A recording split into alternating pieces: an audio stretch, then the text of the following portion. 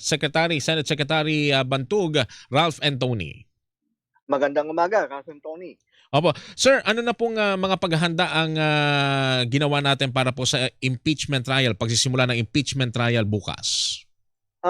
Tayo naman po ay handa na sa pagbubukas ng impeachment trial bukas. Lahat ng preparasyon, sa tingin ko naman ay nagampanan na namin at nailatag na natin, no, para maging smooth yung ating paglilitis bukas po. Sir, ano po ang magiging takbo ng unang araw ng impeachment trial? Ano po ang maaaring asahan ng publiko? Ang maasahan natin sa unang araw, no, ng trial ay yung tinatawag natin yung appearances, no, ng mga abogado na magkabilang panig, no, i-on record nila yung kanilang pag-appear before the impeachment court. At pagkatapos po noon ay bibigyan sila ng pagkakataon ng kanilang mga opening statements. And then pagkatapos po noon, maaring talakayin ng korte, ng impeachment court, yung mga pending incidents, no? Yung mga pending matters na naganap nitong pre-trial stage. Maitanong na rin po namin, nagpasabi na po ba ang depensa kung dadalo po si Vice President Sara Duterte? Sa ngayon po, wala pa pong pasabi, no? Ang mga defense counsel kung dadalo po ang ating vice presidente bukas. Pagdating naman sa seguridad ng Senado, sir, kamusta? Kami naman po ay kumpiyansa na maayos po ang ating seguridad. Ang pagkakaalam ko, ang Pasay City, sinaray isang bahagi, no, ng Jokno, yung papuntang, yung tapat mismo ng Senate. Mula dun sa tulay, yung sa Messi side hanggang dun sa Atang de la Rama. Bali po, walang pararaanin ng mga motorista po dyan, sir? Wala po. Sa oras lang po yan ng impeachment o buong araw po yan, sir? Ang pagkakaalam ko po, mula 7 a.m. hanggang 7 p.m. Tapos yung mga dapat na, yung mga motorista natin dyan ay meron namang mga inilaan na alternatibong ruta, sir? Opo, mainly sa Makapagal, no? Yung mga ibang motorista na kailangan dumaan doon sa area, sa Makapagal po sila papadaanin. Opo. E di katabi nyo rin dyan yung GSIS. Paano naman yung may mga, ang pinaparaan lang, ang nakita namin sa news ay mga opisyal, mga kawani. Paano naman yung may mga transaksyon sa GSIS, sir? Yun po, hindi ko alam kung ano po ang naging arrangement ng GSIS sa Pasay City at sa PNP. Pero malamang naman po, siguro meron din silang naging coordination po with the Pasay City government. And kaugnay naman po sa public viewing dito sa impeachment trial, ano po ang ipatutupad sa pagdagsa, sa inaasahan natin pagdagsa ng media? Siyempre bukod sa media, yung publiko din po na gustong saksihan ito.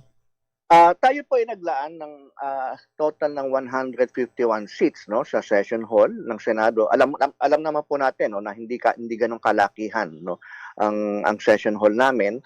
So doon sa 151, yung 45 doon, yung prosecution ang pwedeng mag-imbita, yung 45 sa defense, at yung 61 sa general public.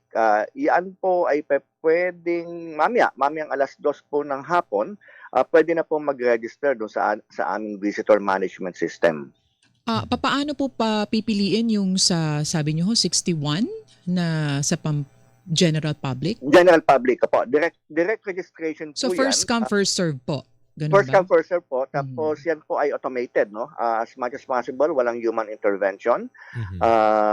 So even yung sa kanilang seats, randomized po, no? Para patas po at pantay yung pagkakataon ng ating mga kababayan na masaksihan po yung impeachment trial. Pagdating naman po doon sa mga grupo, mga tao na nagbabalak na magsagawa ng protesta kasabay po ng impeachment trial, ano pong mga aksyon o hakbang natin ukol dito? Ang alam ko po, papayagan naman sila doon sa kabilang side, no, ng Jokno. Tapos po dito mga nakaraang araw naman, nakaraang linggo, naging maayos din naman at I'm confident na yung ating mga law enforcement authorities within the area ay nagawa na yung mga hakbang para hindi po sila magkahalo, no, sa isang dun sa joke, no. Usually po nagpo-provide sila ng separate areas. Mhm. Sir, meron po bang mga bagong admin measures o logistical na ipatutupad ho kumpara sa mga nakaraang impeachment proceedings?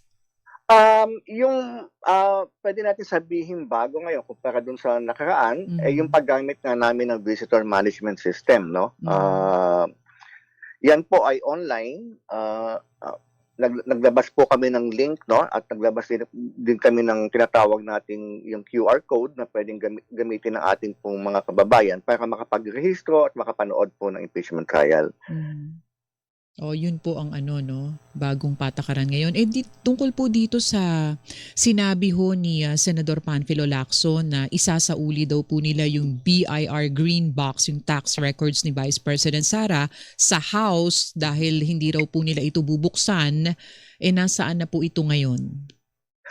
Sa ngayon po, yung tinatawag na box ay nasa opisina po pa rin po ng Office of the Senate Secretary at tama po na may mga pananaw na isoli na lang yung box dahil nga po hindi po dapat na custodian ang impeachment court, no, ng anumang ebidensya na magkabilang panig.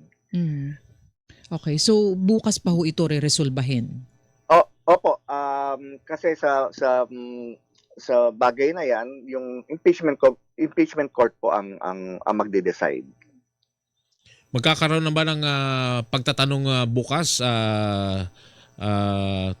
yung mga private prosecution natin? Makakapagtanong na po sa mga witness natin, sir? Wala pa po. Yan po ay malamang mangyari na sa Martes, no, sa July 7. Mhm. Nabanggit niyo po kanina, sir, no, na sarado yung Jokno Boulevard. Paano daw po ba papasok ang mga Senate employees kung sarado yung Jokno Boulevard? Sa mga Senate employees, yung kanilang Senate ID, yung mga merong pakay at sadya sa Senado, maliban sa impeachment trial, yung kanilang QR code, no, kasi kahit naman po sa yung mga general visit na tinatawag natin, no, courtesy visit sa Senado, kailangan din po magrehistro do sa aming visitor management system. So kung yan po ay meron na nakapagrehistro na kagad sila at may QR code na po, papapasukin na po sila doon sa Jokno. Mhm. Bilang panghuli, sir, syempre ito ay Yes po. impeachment trial ni Vice President Sara Duterte bukas. So may mga umaasa na makikita nila si Vice President Sara Duterte. Ang tanong ngayon ay obligado ba na humarap si dumalo bukas si VP Sara? Hindi po.